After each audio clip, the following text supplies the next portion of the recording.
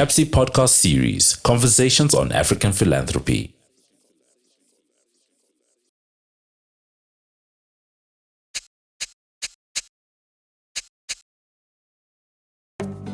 After 2 years and more than 80 episodes of our Conversations on African Philanthropy, we are introducing a series of conversations that are theme-specific, program-focused, and at times recorded at the request of those at the coalface of implementation in order to document and tell their experiences and stories. In the first of such series, we focus on the Zimbabwe Alliance Initiative, whose grants, convenings, capacity building, and technical support have fostered a vibrant civil society, where partners were empowered to design innovative and coordinated responses that amplify the voices of those marginalized, influence the capacity of citizens to mobilize around national critical issues, engage with policymakers, and built regional and international solidarity in pursuit of a better Zimbabwe. Formed in 2010 to strengthen the role of civil society in influencing Zimbabwe's transition to democracy, the Alliance has evolved over several phases to what it is today. An initiative of several partners, Zimbabwe Alliance is a story of resilience, innovation, dedication, and passion expressed somewhat beautifully in some of the least expected places and ways. Welcome to yet another exciting episode on our Conversations on African Philanthropy with me, Moyo. As you know, in this segment of the episodes or the podcast, we are focusing on the ZimAlliance Initiative, a collaborative framework that donors put together to work on strengthening civil society in Zimbabwe, especially emerging out of a context of a government of national unity that was formed just before the elections in 2013. A couple of donors that included the Schooner Foundation, the Wallace Global Fund, IDEX, among others, came together to pool their resources together and see how they could work in Zimbabwe and strengthen civil society, make it resilient. Among that was Trust Africa, which then became the home of ZimAlliance. I'm joined today, this morning, by Dr. Sibanengi Ncube, who, among other things, is currently a lecturer at the University of Zimbabwe, teaching economic history, but also a postdoctoral fellow at the University of the Free State in South Africa. But Doc, before we started, we were talking about the several initiatives that you have been focusing on. I'll be keen to hear, firstly, maybe a bit about, rather an overview about some of your research interests. I think when people hear somebody is a postdoc fellow, they are already anticipating a couple of papers. Maybe you can tell us what you are working on at the moment and when to expect some of those publications so that people can indulge in them. All right. So thank you very much. Yes. So my research area, my interests are in the area of commodities, right, and how they've shaped the historical development of Southern Africa, in particular Zimbabwe, Southern Africa, in their interaction with the world. So I have a book that was published in collaboration with Africa Humanities Program from the it's a book that was published in 2022, coming from my PhD. Yeah. Yes, and it's on Zimbabwe's tobacco industry, and I'm looking at Zimbabwe's tobacco industry and its relationship with South Africa, neighboring South Africa, and Britain, which was the key market, taking it from 1947, soon after the Second World War, to the present. Yeah. Looking at the political economy of tobacco production, the politics around tobacco production and to the state. So in terms of research interests, it's basically about commodities and what is their place in the economic development of Southern Africa and Zimbabwe in particular. Yeah, so what is their place? Well, my argument, recently, like I said before, I had a workshop that brought in individuals from across Southern Africa, where we were trying to look at the place of commodities in the history of Southern Africa. So I'm saying commodities are central to the development of Southern Africa. Yeah. Yeah. If you look at the mining revolution in South Africa and how it shaped things, migration, everything that we talk about in Southern Africa revolve around the question of commodities and how they have shaped the Southern Africans. So that's more your research interest, and obviously we are looking for more in the coming years. Yeah. But the second part was something to do with what you have done also in the past. Among others, you were talking about you and others setting up an initiative that was called the Parliamentary Monitoring Trust. Yes. So what was the idea behind this emergence, and what are some of the things that you probably achieved, and some of the challenges that you might have faced in the implementation of the initiative? All right. Yeah, so the Parliamentary Monitoring Trust was an initiative that we came up with in 2010. The idea then is we had realized that Parliament was sort of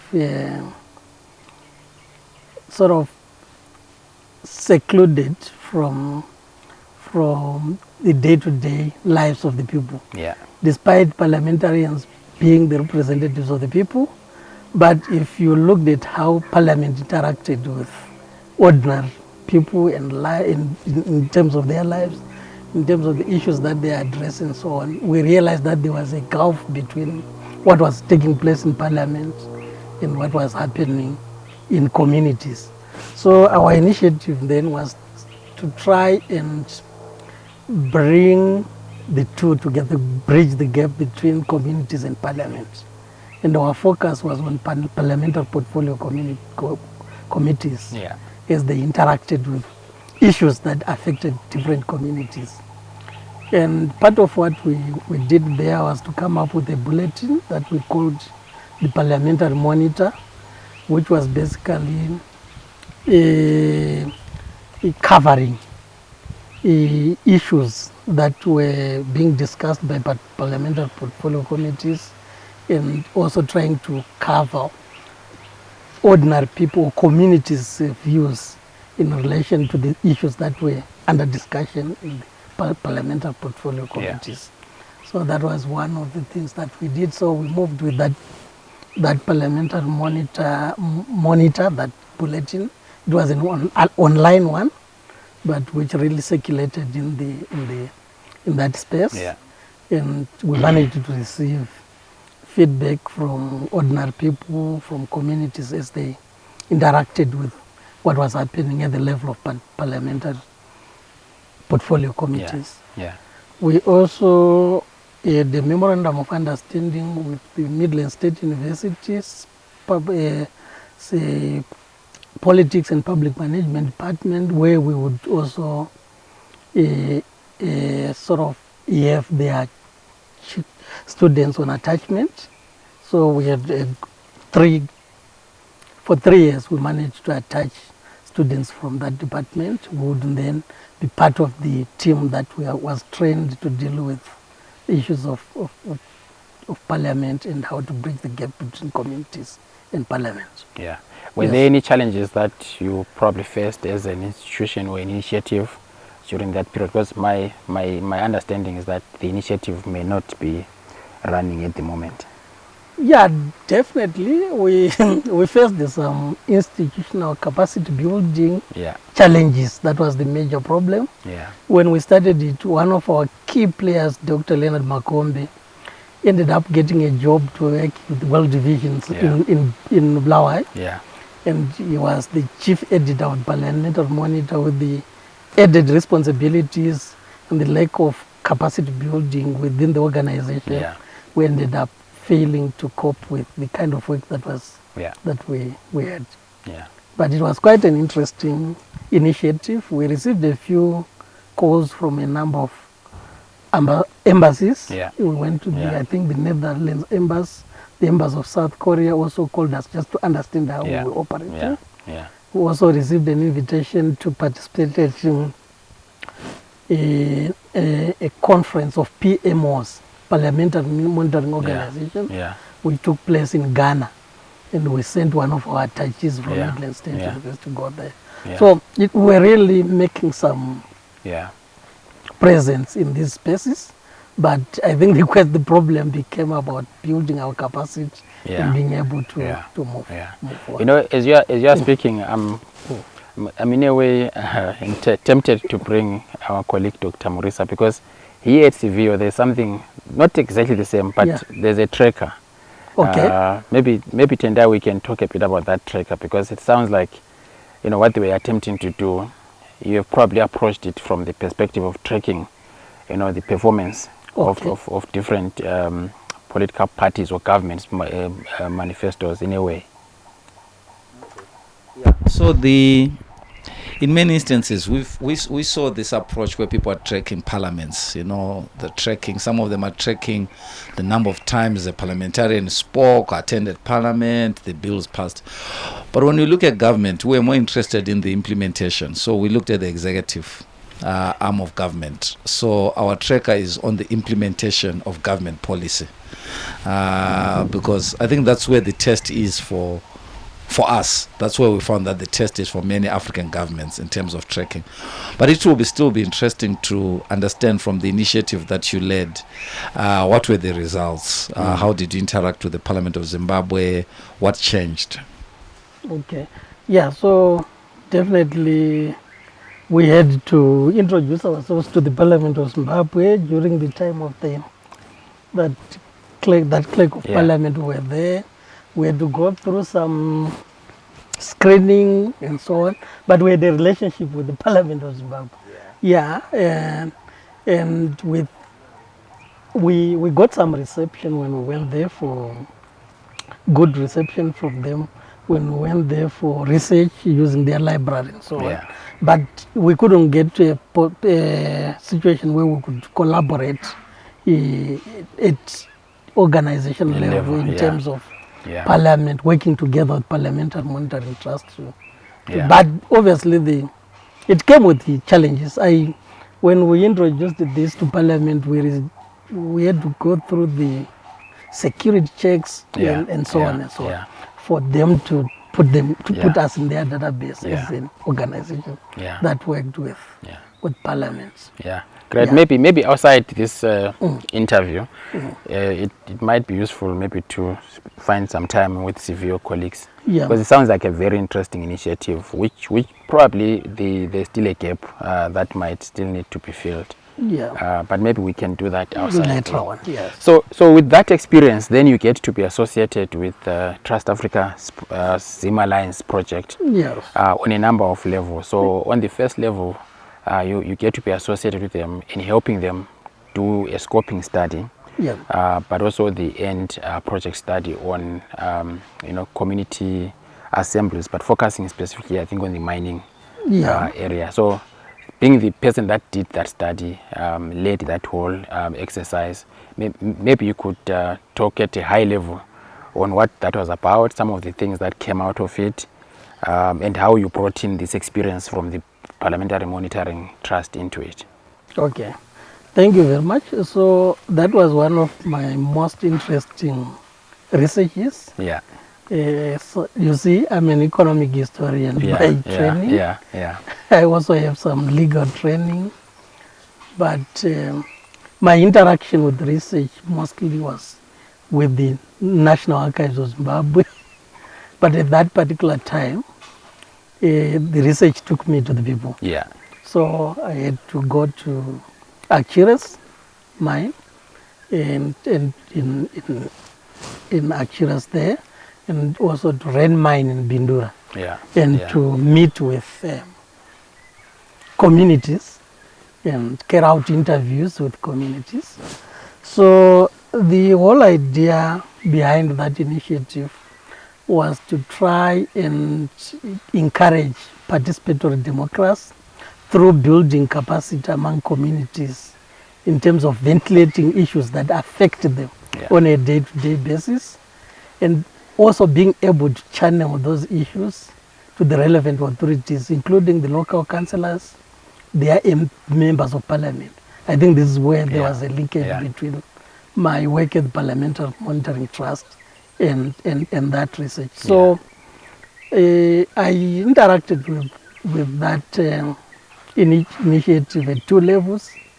First, I went there for a baseline kind of study to see the state of communities in terms of how they interacted with their local leadership, and then create space for the Trust Africa initiative. Yeah. And then the initiative was rolled out, and during the rolling out of the initiative, I was also present just to monitor how it went about. Yeah. And then I was also later called on to do an end-line survey just to look at the impact of that initiative. And what I can say is that it was quite an eye-opener for me. When I went there initially, I could pick that the polarization at national politics level was a major challenge in trying to unite communities over things that affect them, like provision of water, clinics, schools, removal of waste and that kind of stuff. Things that affect communities on a day-to-day basis. Yeah. But trying to unite communities around those things was the question of polarization in the national political landscape. Really became a huge challenge. Yeah. But I think all this was supposed to lead into community assemblies. Yeah. And these assemblies were supposed to be places where communities meet, discuss issues that affect them on a day-to-day basis, and then design strategies of how to tackle those issues, including at a community level, at their own level, but also including having to go beyond the community level to look at the leadership, the various strands of leadership, local leadership at their level, and council, member of parliament, and so on. Yeah. So it was really quite an eye-opening experience for me, and I really enjoyed and so this part of that initiative. And so that study and the community assemblies, in framing, they were part of what was called the Citizens Manifesto. Yes. And part of that manifesto was this Citizens Cabinet. Yes. We have spoken to a couple of people who have given us some elements of what the manifesto was about, but also what the cabinet did. Yes. But in your case, you also played an active role in terms of managing the weekly bulletin, which was coming out of deliberations of conversations emanating from the diaspora in the country, etc.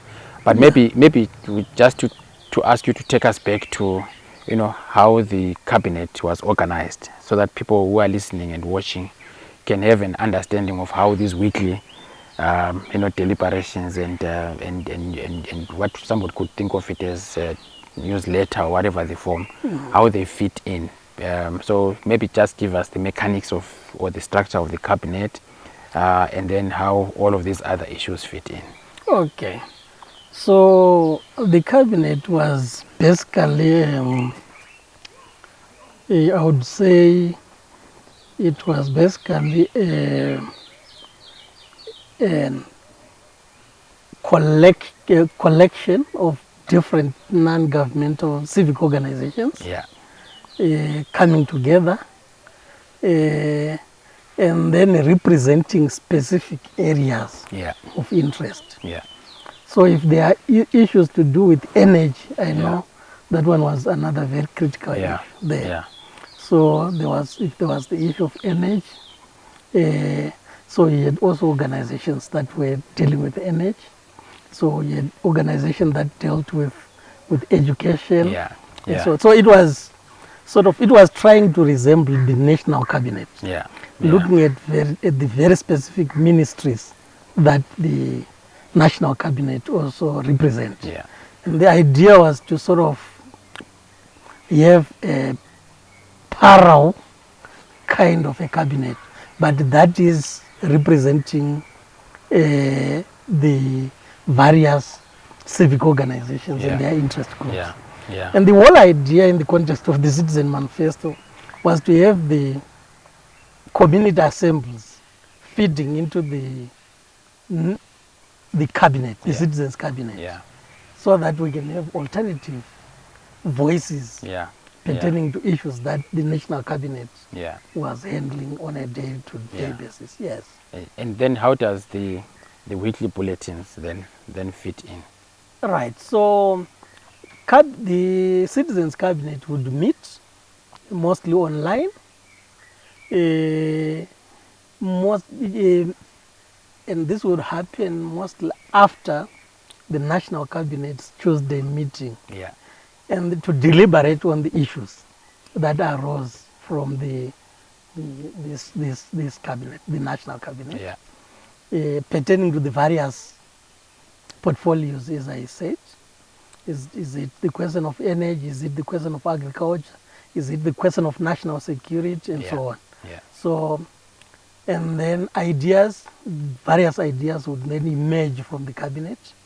And these ideas were synthesized and consolidated into one document that then became the cabinet's weekly bulletin that was responsible for writing. So if you were to reflect on your on the bulletins that you produced, I mean, Yes. I went through some of them myself in preparing for this interview. Yeah. But if you were to think about the bulletins that you wrote, what would be some of the threads that are emerging, or some of the themes that you would say, during the time that we were producing the bulletin, these things stood out? All right. So obviously one of the things that really emerged there was around the question of power, electricity, and so on. It was a major issue around that time. Yes. But also, I think the one that really stood out for me is the one that sort of look at the breakdown in the insecurity, so to speak, general security at community level. Yeah. And we had one bulletin that looked at that. Yeah. The increase in the number of robberies that were taking place, and the danger of having vigilante groups maybe emerging as a result of the breakdown in the national security kind of approach. So I think that one really was critical, because it was overarching as it touched on a number of other issues that we face as a nation. So do you think the dissemination of, or rather the uptake of what was coming out of the bulletins went as far as the communities that were fitting into the cabinet, so the community assemblies and even beyond that? Yeah, I'm not very sure about that, but I think that area is an area that may require a relook. Yeah, because but the assumption perhaps is that the various civic organizations that were in the cabinet would then disseminate the bulletin to their constituencies.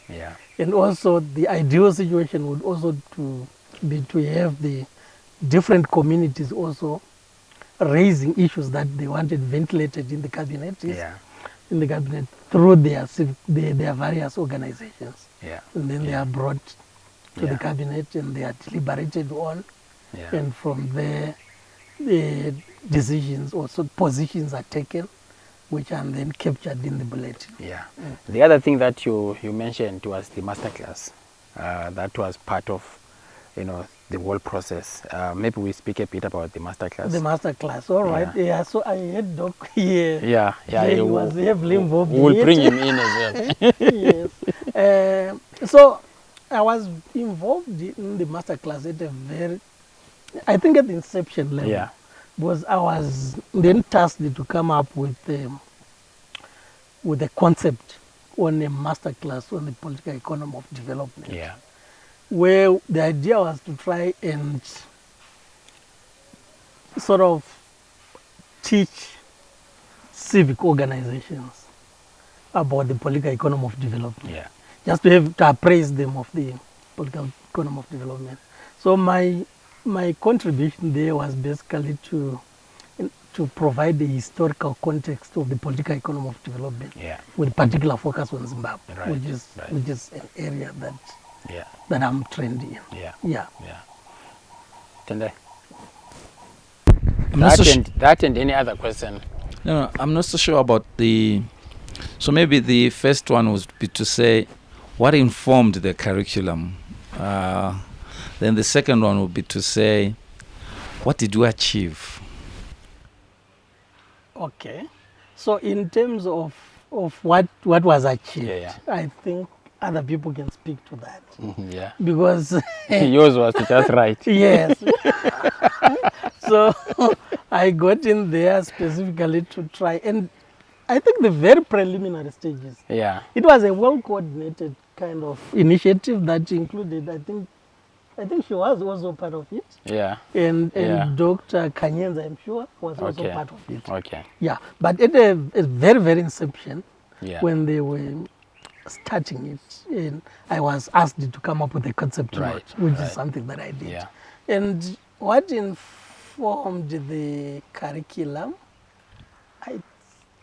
I don't know what has really happened later with the final product, but my contribution there was to try, and the idea was to make people understand the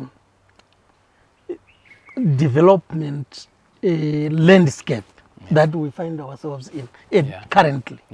Then perhaps, and my interest as an economic historian there was to try and trace that to the economic history of the country and try to understand why we are in the kind of development trajectory that we experience at the moment. So I want us to end with where we started. Which is you are an economic historian. And now looking back at the initiative and wearing your historian lens, what could have been done differently? In terms of the... From the cabinet to the assemblies to probably... So one of the major challenges that we face is, and I'm an academic, is how to involve communities. Remember, initially I said I really liked my experience at Accuracy and Run Mine with the mining communities. Because then my research was speaking to the lives of ordinary people that I was really interacting with. So I think in terms of the political economy masterclass, I think a lot more could have been done to make sure that it speaks to communities.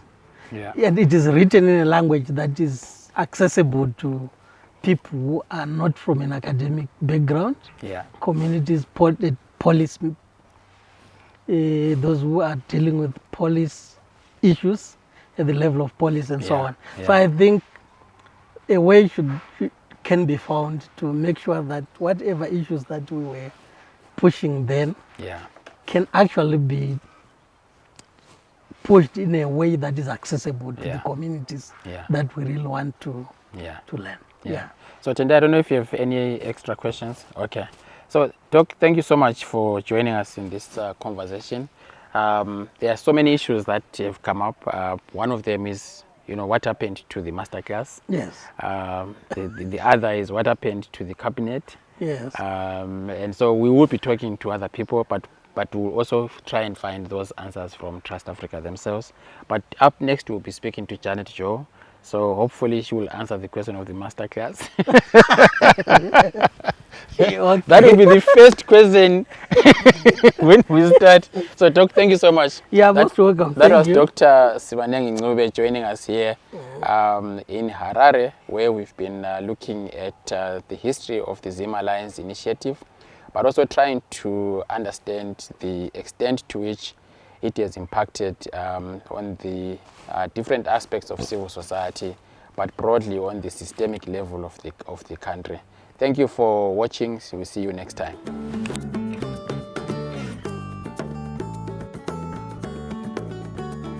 You've been listening to the CAPSI podcast series, Conversations on African Philanthropy.